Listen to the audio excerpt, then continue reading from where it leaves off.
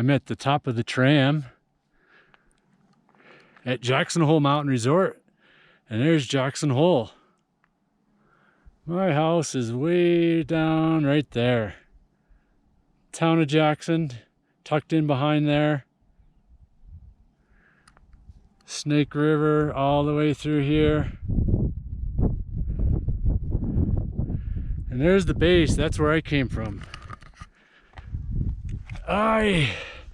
Today was a test day. Oh, I forgot, right there's Cody Peak. I was in there yesterday, or 2 days ago. Anyways, I'm gonna get down here out of the wind. A nice spot. Yeah, hopefully out of the wind.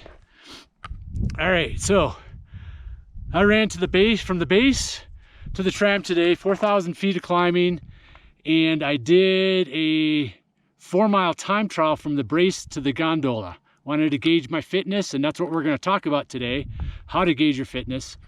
But first, I want to give you a 3-day sequence to maybe simulate some of the effects that altitude does for training.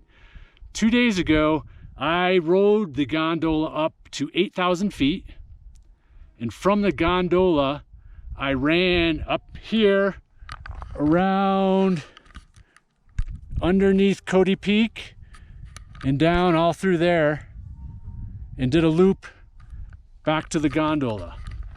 So that was about 90 minutes, and the idea was for me to just be up as high as possible, running as easy as possible. Now granted, some of the terrain, it wasn't easy running, but I tried to keep it as easy as I could. But again, for me, the idea was to be up high. And where you can simulate this on day 1 of our 3-day sequence is for you just to go out flat and run really easy for a long run for you. And what this is doing is just kicking up your aerobic capacity. Nice, easy, long run, just really get the aerobic capacity going. Day 2, or for me yesterday, I did very, very hard intervals at home. So back to 6,200 feet. And the idea with doing hard intervals, these are VO2 max and above. So 4 to 5 minutes, really, really hard. And I'm really kicking up my VO2 max now, really revving the engine, really getting that engine ready for today. It also sparks a little bit HGH, so you get a little performance boost there. And then on day 3, I'm coming into my time trial with my engine, my cardiovascular system really, really revved for my 60-minute time trial today. And I felt great. My breathing was really good because I spent a lot of time at altitude day 1, or you're gonna do that long, really long endurance run. Yesterday with my VO2 max spike training, it sets the stage for my breathing to be really, really good today. And what I need to tell you too, though, is that this sequence, this back-to-back-to-back sequence, should only be done after your base building phase. If I was going to do this early season, my legs might be too tired for this day 3 for my time trial of when I'm testing myself. So again, on day 3, I did this 60-minute time trial just to gauge my fitness. And so try this 3-day sequence after your base building phase. So again, day 1, long, easy endurance, really easy. 2, hard, 3, 4, 5-minute intervals. And then day 3, you want to do a hard, steady effort. Whether it's like what I'm doing, a hill climb, or a flat 60-minute time trial, or maybe it's even, a threshold 30, 40-minute run where you're really, really steady and hard for a long period of time. And again, this is a 3-day sequence of training to really get maybe some of the benefits that I get living and training at altitude. So try that out if you don't live at altitude. But what I really want to dive into today is some tips on how you can measure your performance or measure your fitness. Today, like I mentioned, I'm out for a 60-minute time trial. And what you want to do, the first and foremost, you want to find this course that's easy for you to replicate. Maybe it's a loop near your home or somewhere where you're kind of frequently running. So you can always have this really baseline measurement to gauge your fitness. And what you want to do is you want to measure it in two ways. One way, you might consistently measure it while you're running it easy. Today, my goal was to run it under threshold. So I'm trying to keep it just under my threshold heart rate, and I wanted to get a sense for where my fitness was at under threshold. So that's just under a really hard effort for me. And I was 2 minutes slower than my race split. Okay, so I'm gonna go back and look at my file and see where my average heart rate was relative to my average pace and just compare it.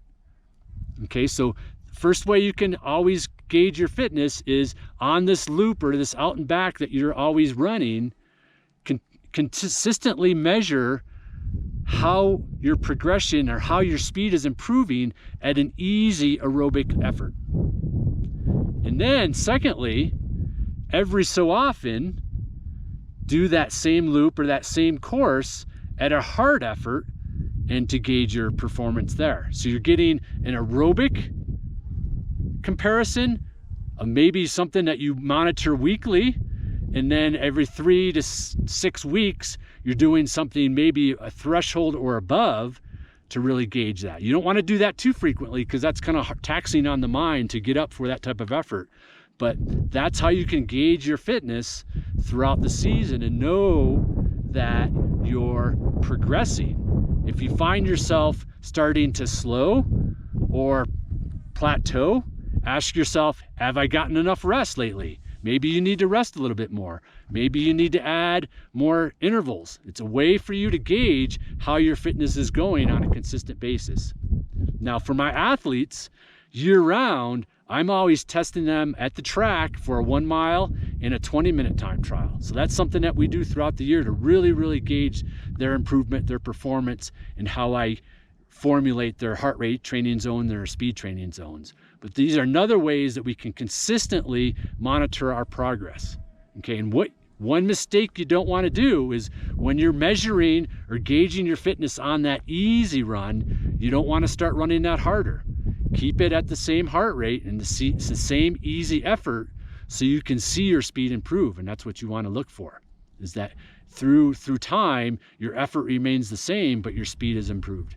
Okay, so give that a shot and just put that into place throughout the year. It's just a good way to gauge how things are going, and again, just as importantly, to make sure that you're getting enough recovery as well. Okay, so my run today was great.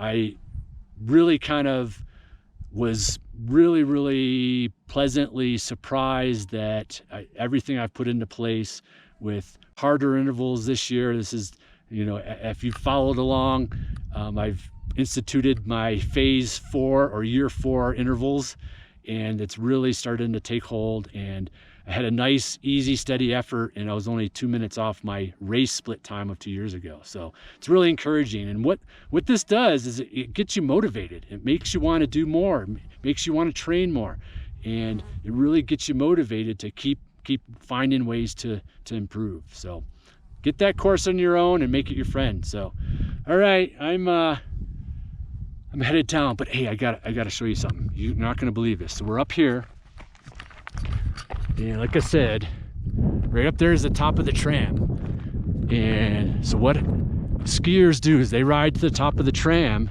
and they come down here, and right there is the famed Corbett's Couloir. That's the ski line. And right underneath here is another one. We're gonna go down here and I'm gonna show you what people huck themselves off of in the winter. This is a ski run.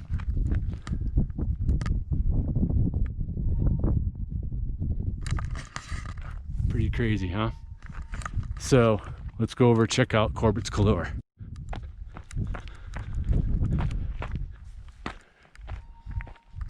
And here's the launch the launch spot for Corbett's Galore.